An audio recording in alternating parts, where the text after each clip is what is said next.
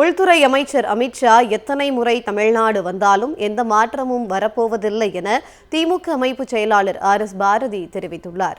வாக்காளர் சிறப்பு தீவிர சீராய்வு செயல்பாட்டு வழிகாட்டுதல் தொடர்பாக சென்னை அண்ணா அறிவாலயத்தில் திமுக சட்டத்துறை ஆலோசனை கூட்டம் நடைபெற்றது. திமுக சட்டத்துறை செயலாளர் NR இளங்கோ தலைமையில் நடைபெற்ற இந்த கூட்டத்தில் திமுக அமைப்பு செயலாளர் RS பாரதி உள்ளிட்ட திமுக வழக்கறிஞர்கள் பங்கேற்றனர்.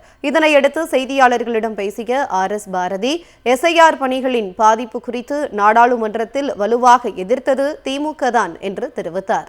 அதே நேரம் SIR பணிகளுக்கு ஆதரவாக அதிமுக இருப்பதாகவும் விமர்சித்தார். தமிழ்நாட்டில் நடைபெறும் SIR பணிகள் மூலம் 85 லட்சம் வாக்காளர்கள் நீக்கப்பட வாய்ப்பு உள்ளதாகவும் அவர் கூறினார்.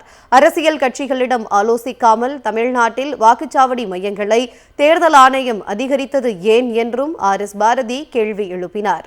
உள்துறை அமைச்சர் அமித்ஷா எத்தனை முறை தமிழ்நாடு வந்தாலும் எந்த மாற்றமும் வரப்போவதில்லை என்றும் 2026 சட்டமன்ற தேர்தலில் 200க்கும் மேற்பட்ட தொகுதிகளில் திமுக வெற்றி பெறுவது உறுதி என்றும் அவர் கூறினார். அவர் ஏற்கனவே பார்லிமெண்ட் தேர்தலில் கவனம் செலுத்தி மோடி 8 முறை வந்தார், அமித்ஷா பல முறை வந்தார். அவருடைய வசதிக்காக தமிழ்நாட்டினுடைய தேர்தலை முதலில் வைத்துவிட்டு மோடி போட்டியிடுகிற தொகுதியை வாரணாசி தொகுதி கடைசி நாள் வச்சார். காரணம் தமிழ்நாட்டுக்கு பிரச்சாரத்துக்கு வர்றதுக்காக. ஆக 8 முறை வந்துட்டு போனார், மற்றதும் செய்தார், எல்லாம் செய்தார். 39-40 ஆச்சு, ஒழி குறையில. ஆக அமித்ஷா வந்துட்டு போகணும், ரவியும் இங்கே இருக்கணும். இவங்களாம் இருந்தால் தான் 39 எப்படி 40 ஆச்சோ அதுபோல் 159 202 மாறும். தொடர்ந்து செய்தியாளர்களிடம் பேசிய திமுக சட்டத்துறை செயலாளர் NR இளங்கோ MP, வாக்காளர் பட்டியல் சிறப்பு தீவிர திருத்த பணிகளை எவ்வாறு மேற்கொள்ள வேண்டும், பொதுமக்களின் சந்தேகங்களை எவ்வாறு தீர்க்க வேண்டும் என்பன உள்ளிட்டவை குறித்து வழக்கறிஞர்களுக்கு ஆலோசனை வழங்கப்பட்டதாக தெரிவித்தார். சட்டமன்ற தேர்தலை எதிர்கொள்ள முழு கவனம் செலுத்தி வருவதாகவும் தேர்தலை எதிர்கொள்ள எந்த சவால்களும் தங்களுக்கு இல்லை என்றும் அவர் கூறினார்.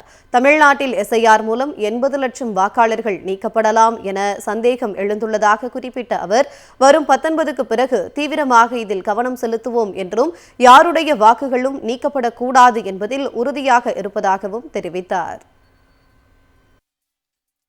தமிழகத்தில் உள்ள ஒரு வாக்காளரும் தன்னுடைய வாக்கை இழக்கக்கூடாது.